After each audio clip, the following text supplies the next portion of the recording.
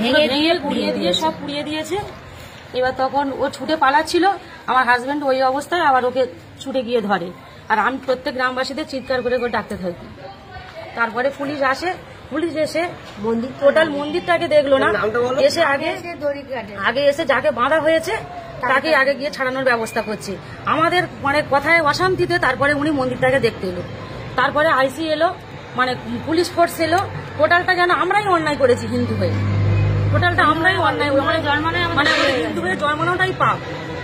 এখন আমাদের নানা রকম চাপ দিচ্ছে, যাতে মানে এখন বলছে এখান থেকে আপনারা যান, থানায় যান, আপনারা মেয়েরা সব থানায় যান, ওখানে ওর সামনে টর্চার করা হবে, হ্যানা ত্যানা এসব কথা বলে আমাদেরকে এখান থেকে সাইড করছে। মন্দিরটা পরিষ্কার করে দিতে হবে।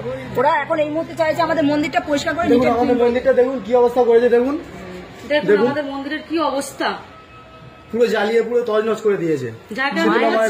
মায়ের মাথাটাকে পুড়িয়ে ছুঁড়ে ফেলেছে।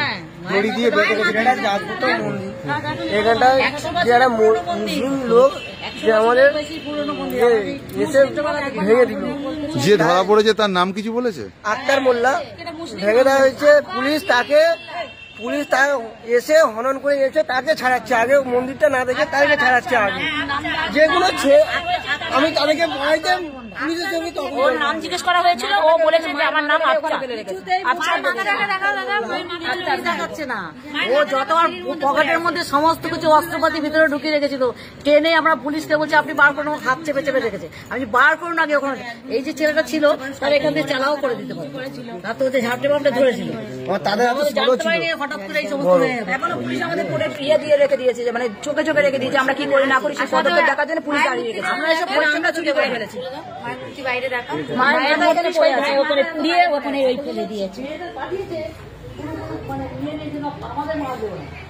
অন্যায় আমরা করেছি, আমরা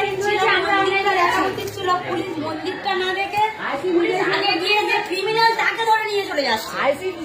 পুলিশ এসে মন্দিরটা আগে দেখা উচিত তো, পুলিশ সেটা না করে পুলিশ আগে গিয়ে হিজড়ে নিয়ে যে ক্রিমিনাল তাকে নিয়ে চলে যাচ্ছে, দলের মাথাকে সেটা দেখছে না।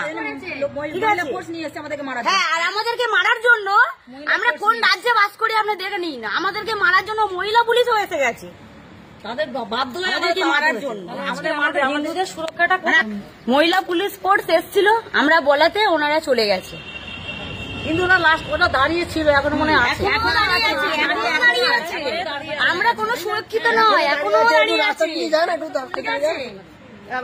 পুলিশ দাঁড়িয়ে আছে, ভিডিও ফুটেজও আছে, ওখানে দাঁড়িয়ে এইদিকে দুজন বসে।